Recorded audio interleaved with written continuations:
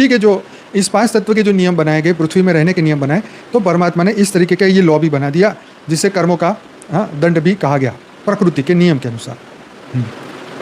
आगे है बापूजी ने क्या बताया इसके बारे में, तो परमात्मा सबसे परे है, वह साक्षी रूप है। दंड देना उसका कार्य नहीं, क्योंकि वे तो पूर्ण रूप से निष्प्रभ है, परे हैं और प्रेम स्वरूप है। हर आत्मा अपने कर्म, संस्कार और सोच से अपना भविष्य बनाती है। हर आत्मा अपने कर्म, संस्कार और सोच से अपना भविष्य बनाती है। बुरी आत्माएं जब बहुत अधिक नकारात्मकता फैलाती है तो प्रकृति मतलब माया और काल चक्र उन्हें नियंत्रित करता है, जैसे रोग, पीड़ा, आपदा और पुनर्जन्म के कठिन चक्र में फंसा देता है। राइट, तो ये बहुत बड़ी बात है। प्रकृति और काल चक्र ये दो ऐसे सिस्टम है जिसके अंदर जो है रोग, पीड़ा, आपदा, पुनर्जन्म और ये चक्र में फंस जाता है।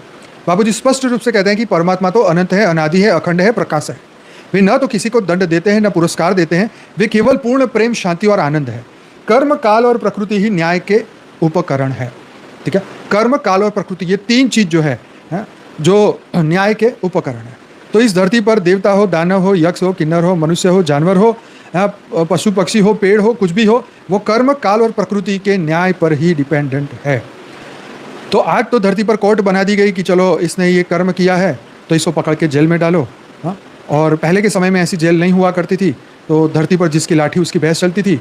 अंग्रेजों ने देखो और कट्टर इस्लामिस्टियों ने देखो, जो पूरे 1000 सालों के अंदर जो कुछ भी हो आपके सामने है, मंदिर सब तोड़ के ऊपर ही अपनी मस्जिदें बना दी।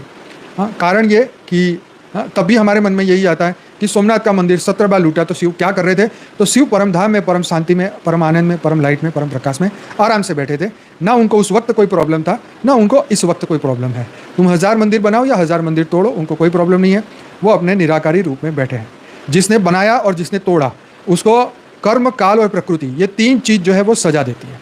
हम सोचते हैं शिव क्यों कुछ नहीं करता, कुछ नहीं करता, तो सत्यम, शिवम, सुंदरम उनका 3 ही काम है। ठीक है, हाँ, शंकर जी जिस दिन उनको लगेगा कि अब धरती नहीं चल सकती, तो फिर वो काल बन के, महाकाल बन के सबको फिर वो समय का अंत कर देंगे। ठीक है, वो काल चक्र का अंत कर देंगे। वो एक उनके पास ये फ्री विल है, पर वो कब करेंगे वो हम नहीं जान सकते। क्यों नहीं देते दंड, तो पहला है आत्मा स्वतंत्र है, तो उसका मतलब परमात्मा ने हर आत्मा को स्वेच्छा से कार्य करने की स्वतंत्रता दी है।